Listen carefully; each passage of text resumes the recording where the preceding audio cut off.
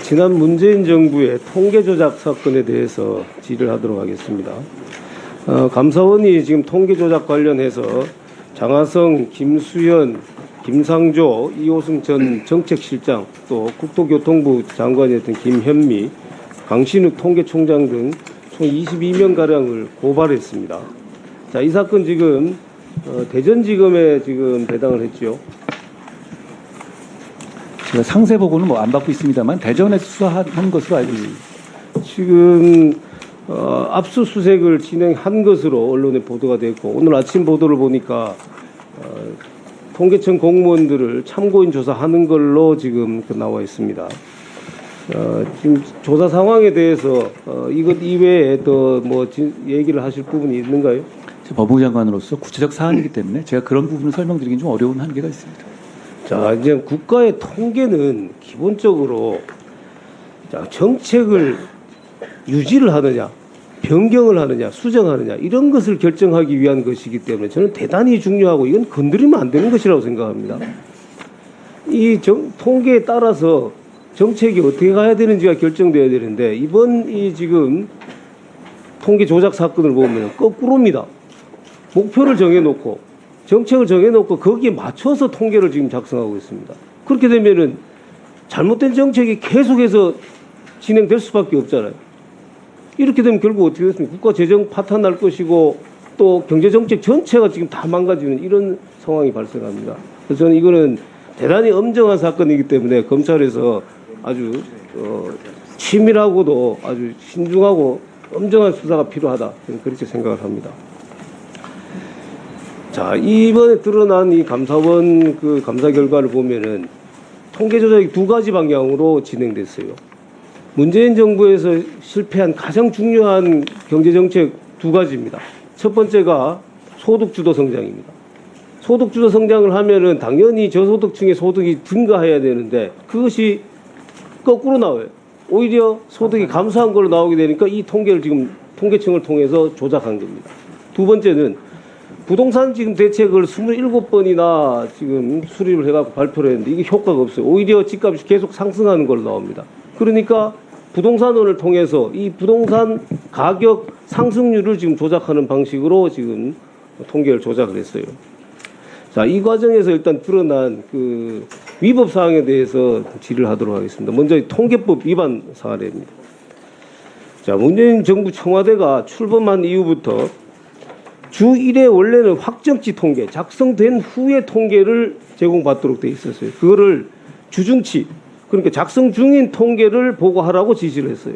그리고 이게 4년 6개월 동안 계속해서 주중치 보고를 받습니다. 이거는 통계법 27조 2항의 정면을 위배되는 겁니다. 통계를 공표 전에 제공할 수 없다라고 돼 있어요. 그리고 공표 전에 변경할 목적으로 통계 종사자에게 영향력을 행사할 수 없다라고 되어 있습니다. 이걸 정면을 위반한 거예요. 그런데 문재인 정부 인사들은 그전 정부에도 다 통계를 제공받아 왔기 때문에 이거 아무 문제가 없다 이렇게 주장하고 있어요. 이거 말 된다고 생각하시는가요?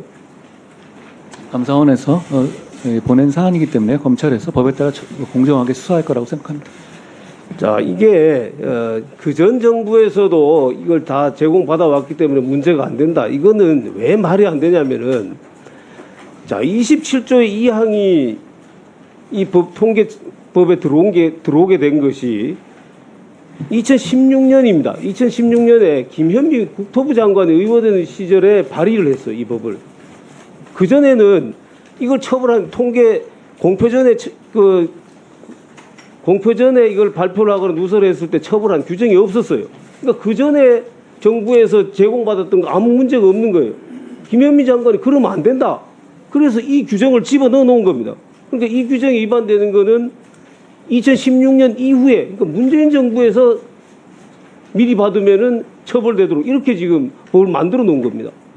그래서 지금 그전 정부에서도 다 이 통계를 제공받아 왔기 때문에 문제가 안 된다고 하는 거는 법률이 언제 성립된지도 지금 모르고 하는 소리인 거예요. 자, 그리고 이 지금 27조 2항에는 공표 전에 통계를 제공할 수 있는 예외 사항들을 규정을 해놨어요.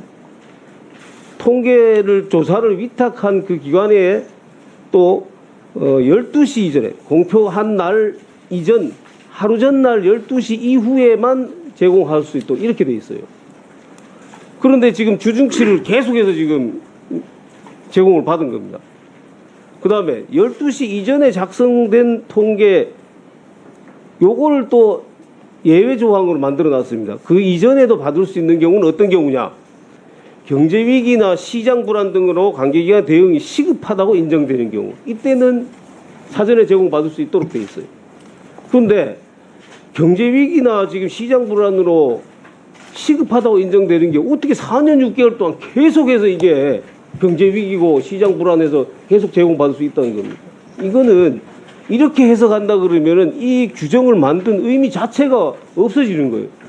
장관은 여기에 대해서 어떻게 생각하시는가요?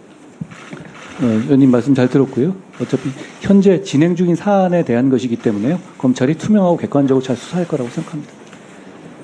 자, 한 가지 더 얘기를 하겠습니다.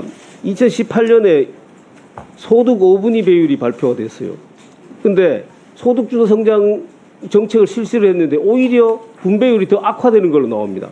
그랬더니 홍장표 당시 수석이 큰일 났다 그러면서 통계청에 뭐라도 분석해야 된다면 통계 자료를 다 들고 오라 그럽니다.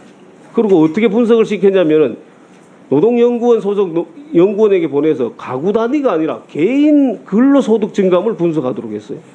그래서 근로소득이 있는 취업자의 소득은 증가했다 이러면서 근로소득 불평등이 개선됐다 이렇게 발표를 했어요.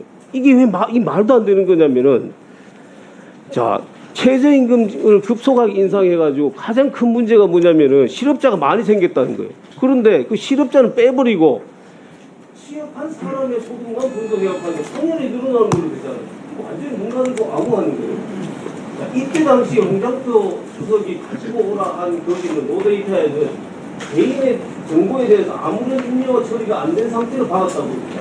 만약에 이게 사실이라면은 통계법 위반도 될 뿐더러 개인정보 위반도 될 뿐더러 의원님이 말한 그런 부분, 말씀하신 그런 부분까지 충분히 감안해서 감사원이 보낸 것으로 알고 있습니다. 검찰이 수사 과정에서 법과 절차에 따라서 철저하게 잘 수사할 거라고 생각합니다.